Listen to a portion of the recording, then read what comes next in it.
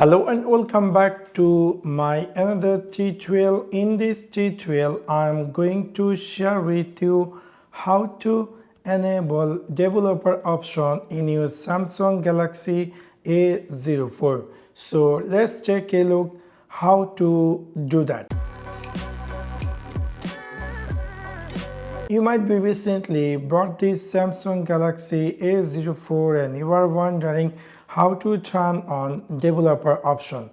In order to do that, it's really very easy and simple. You need to go in your Samsung Galaxy A04 settings section. After click over settings section, you scroll all the way down and then you need to click here about phone.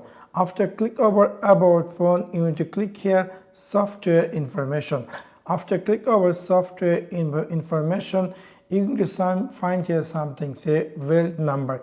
You have to press 7 times to turn on developer option. You can see it's saying developer mode has been turned on. So if I go back and